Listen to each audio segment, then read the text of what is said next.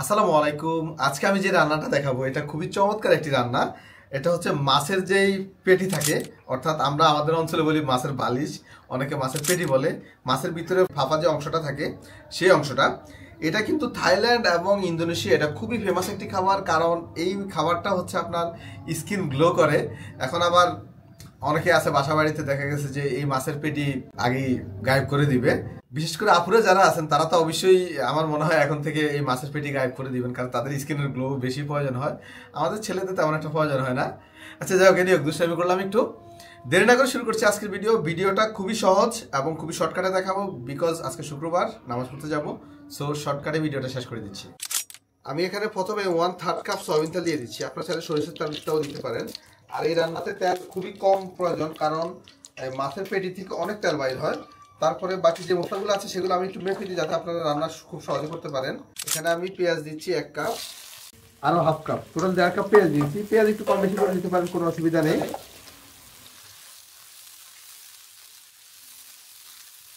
তারপরে এখানে 1/2 কাপ কাঁচামরিচ দিচ্ছি। আপনারা কাঁচামরিচটা কম বেশি করে দিতে পারেন, যে যেমনটা জাল পছন্দ করেন।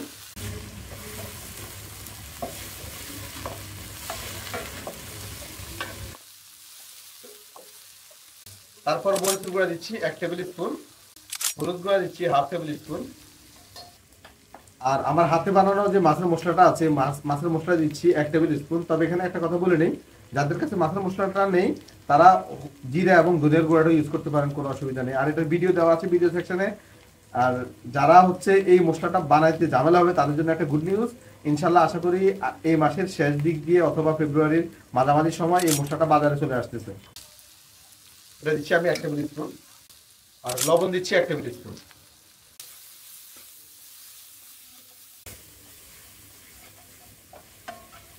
তারপরে পেঁয়াজটা একটু ভালো করে ভুনে নেবেন, কারণ পেঁয়াজ যদি একটু ভুনে নেন সেক্ষেত্রে পেঁয়াজের যে মিষ্টি গ্রানটা আছে সেই গ্রানটা আপনার ইনহ্যান্স হবে। যখনই মাছ রান্না করবেন পেঁয়াজ যতটা ভালো করে ভুনবেন ততটাই হচ্ছে মাছের গ্রানটা আপনার দ্বিগুণ হয়ে যাবে, কারণ পেঁয়াজের যে মিষ্টি গ্রানটা আছে সেই গ্রানটাই মাছের স্বাদটা বাড়ায়। আমরা অনেক সময় দেখা গেছে যে কাঁচা পেঁয়াজ সব একসাথে মাখিয়ে দিই, ওই মাছ রান্নারও মজা আলাদা। দেখেন আপনার অলরেডি একটা অ্যারোমা চলে আসছে, খুবই নাইস একটা অ্যারোমা। তারপর মাছের পেটিগুলো দিয়েছি। বিশেষ করেন আমি যতবার এই মাছটা রান্না করেছি এত এনজয় করেছি, এটা খুবই মজার একটি মাছ। মানে এই মাছের পেটিটা আমি অনেক সময় বাজারে গেলে আপনার এই মাছের পেটিটা নিয়ে আসি আলাদা করে কিনে। এটা কিন্তু আপনার দেওয়ার পর আস্তে আস্তে হাওয়া ছেড়ে দিবে, ভিতরে যে গ্যাস আছে গ্যাসগুলো বের হয়ে যাবে। দেখতে অনেকটা পাস্তার মতো দেখা যায়। এখন দেখতেছেন চলে যাচ্ছে। এই মাছের পেটি কয়েকটা সবজি দিয়ে খেতে খুবই ভালো লাগে। একটা হচ্ছে কাঁচা টমেটো, আরেকটা হচ্ছে টক পাতা, আর আরেকটা হচ্ছে আপনার আমরা আছে না কাঁচা আমরা, আরেকটা হচ্ছে কামরাঙ্গা দিয়ে এত টেস্ট। আমি কয়েকবার রান্না করি, সবগুলো আইটেম দিয়ে আমি কয়েকবার রান্না করেছি, খুবই ভালো লেগেছে। রান্নার প্রসেসটা একই।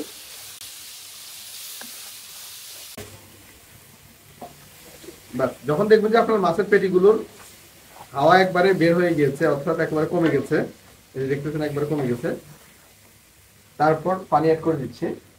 পানিটা হচ্ছে আপনারা জলের উপর নির্ভর করে কতটুকু দিবেন। এখানে মাছের পেটি ছিল 350 গ্রাম, আর বাকি মশলা তো অলরেডি আমি মেজারমেন্ট করে দিয়েছি।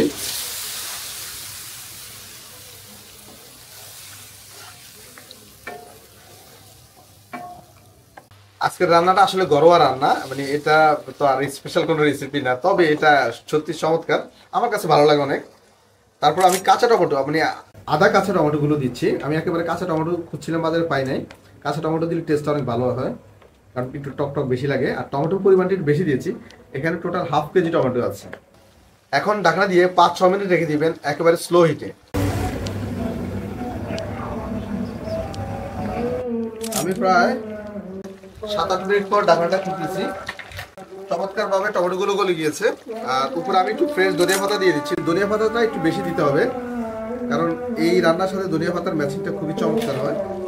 অলরেডি মসজিদে খুতবা শুরু হয়ে গিয়েছে, আমি চলে যাবো নামাজে। আমার ঢাকনাটা শেষ। আজকে ভিডিওটা আর একটু লং করলাম না, দীর্ঘায়িত করলাম না।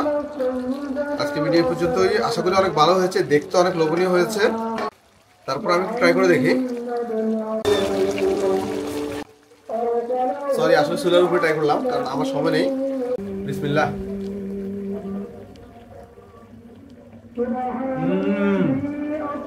বরাবরের মতো এটা আসলে চমৎকার একটা রান্না। আজকে আসলে মানে খিদে বেড়ে গেছে, যদিও নামাজের পর ইনশাল্লাহ খাবো। দোয়া করবেন আরো ইন্টারেস্টিং ভিডিও যাতে আপনাদের উপহার দিতে পারি। আল্লাহ হাফেজ।